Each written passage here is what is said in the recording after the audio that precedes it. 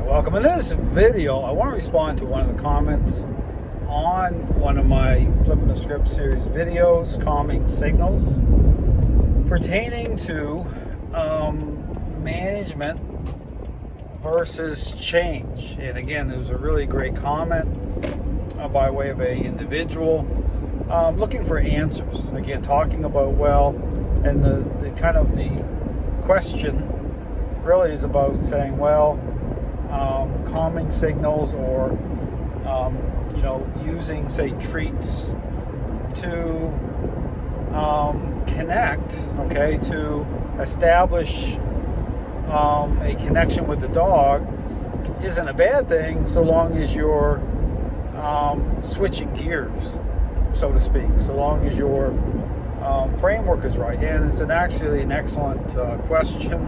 I want to talk about it a little bit, because if I talk about the issue, the difference between management and change. So even if, say, for example, if I was working in a shelter, and at the front end dealing with onboarding, transferring aggressive dogs, especially forward aggressive dogs, guess what? I'm going to be very deliberate and intentional by way of not getting bitten, by way of dogs that I'm dealing with that way. So if I have to use treats, to get from point A to point B with a dog, I'm going to do that. If I have to use something, treats, or even be permissive to manage a certain situation to avoid myself or someone else to get bitten, I'm going to do that. But understand there's a difference between that being a way to manage a situation on a temporary basis to avoid a bad outcome. There's a difference between doing that and that is your entire foundation for change. Which again, I responded to that question by way of just a text response, but this is why I want to do a video to kind of elaborate a little bit more. Understand that the majority of people that, again, you see on social media or you see that are aligned with this learning-based ideology, understand that it isn't about switching gears that way. That's their entire foundation. That's their default setting to deal with all dogs experiencing a relationship problem, aggressive dogs. They don't just, deal with that to escape. They try to deal with that to change, They're using treats, they're engaging, they're connecting in a very permissive way. Those core ingredients are not being brought in the way I described. And the problem with that is that I talk about this, bribery-based trainers, permissive trainers, they may get away with it. They may actually, a lot of them will make money off of it, right? Selling, marketing that way. But then bad things happen. Change doesn't happen. People still get bitten. Dogs end up back in the shelter system, right? Because that's their foundation, right? It isn't about switching gears that way. It isn't about change that way. So that's an important thing to understand. But if you get that, then that's great. I mean, if you understand about, because it is about doing things smart. This is why, even if I'm dealing with an aggressive dog, if you watch my videos, the first couple of days, I'm very loosey-goosey. I'm not bringing those core ingredients in the way that how they firm up.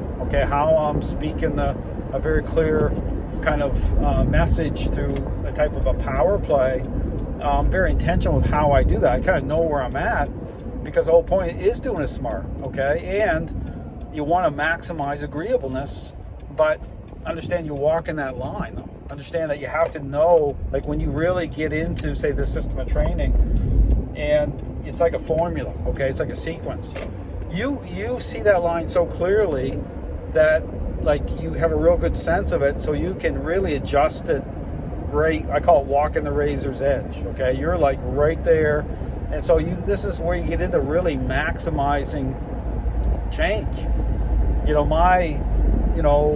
My 20 minutes or half an hour, with interacting with a dog is going to equal, somebody else's, 10 hours, okay, within the system, just learning the skill set with how that language, how everything comes together. Because that's why I talk about you become the system, okay? So every movement has meaning.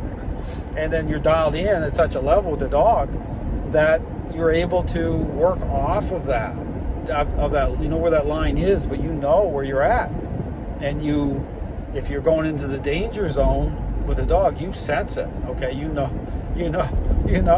pretty really quick. That's why even when if I'm going into, if I'm encountering a brand new dog owner going into their home environment, I'm getting them to get that dog on the leash, and I'm lining it up through them, and they don't even know what I'm doing. Like, I'm just telling them what to do with the dog, and I'm watching, okay? I'm watching everything, what they say, how they touch the dog's response by way of control through the leash, with the dog understanding intent. I'm doing certain things, certain ways, so that I know, whether I can handle that dog or should even handle that dog initially or not, how I'm going to process it. So understand, there's a lot to the system. There's a lot going on. People just look at what I do and assume, well, he's just forcing dogs. No, okay. Understand the influence control. That's part of it. But there's a language, okay? There's, you're getting information. You're dialed in at such a level that, the response from the dog, the reactions, everything.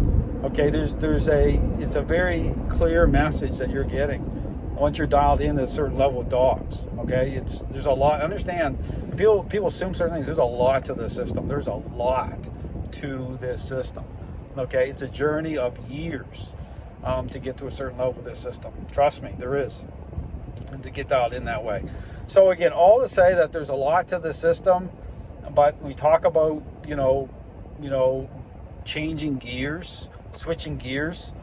The majority of trainers aren't doing that. Okay, that's their foundation, that's their default setting, that's it. And so, but if you can do that, if you can change, if you really get, and this is part of getting dialed in, if you really understand where that line is, and how to frame it up and do it smart, right? This is the whole thing about not getting bitten. That's why I say I've only been bitten one time in over 30 years. It wasn't because I'm a bribery permissive trainer, okay? But accidents do happen.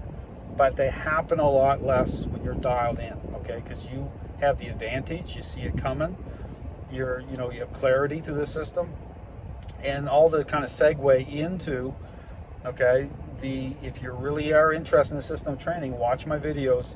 But if you really want to get dialed in the right way with dogs and owners, and there's depth here, there's real depth here in the system, then, you want to go on that journey, well, I would encourage you to start going on that journey. Just start to check out the system. Go into the member area. That's an option to get, more video content. I got my books through the system. Read the books.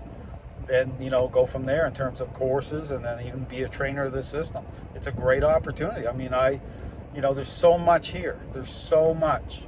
It's about, a deeper bond with dogs. I mean, it's amazing. I'm not just saying that. It just isn't some marketing thing. The journey is fantastic. But there's a lot. I mean, understand, but that's part of the journey. It's like, over the years, you're going to grow. You're going to be able to, deal with and handle dogs that other trainers aren't going to touch, or they're not going to, if they do touch them, they're not fixing them. And so the system of training gives you that. It's a complete system. So again, check out the system of training. Thanks for watching.